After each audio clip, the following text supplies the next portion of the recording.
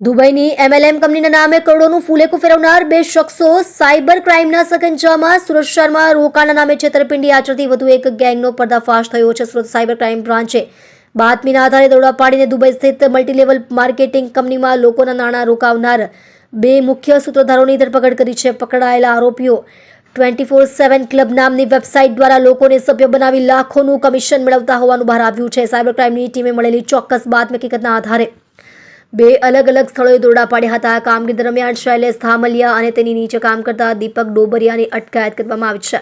Police તપાસમાં સામે આવ્યું છે કે આ બંને શખ્સો સુરતના ભોળા નાગરિકોને લોભામણી લાલચો આપી વિદેશી કંપનીમાં રોકાણ કરાવતા હતા. પોલીસે ઘટનાસ્થળેથી એક લેપટોપ અને 3 મોબાઈલ ફોન સહિતનો મુદ્દામાલ જપ્ત કરી આગળની તપાસ તેજ કરી છે.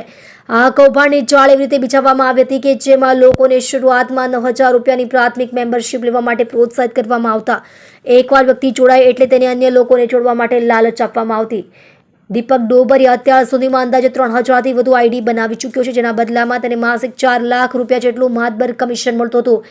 શૈલેષ ધામેલિયા તેને પોતે 1,500 આઈડી બનાવી હતી અને દર મહિને 2 લાખ રૂપિયા કમિશન મેળવતો હતો. આ કૌભાંડના તાર દુબઈ સાથે જોડાયેલા હોવાથી પોલીસ હવે એ દિશામાં તપાસ કરી રહી છે કે સુરતી લાલાઓના પરસેવાની કમાણી કયા માધ્યમથી હવાલા કે અન્ય રીતે દુબઈ પહોંચાડવામાં આવતી હતી.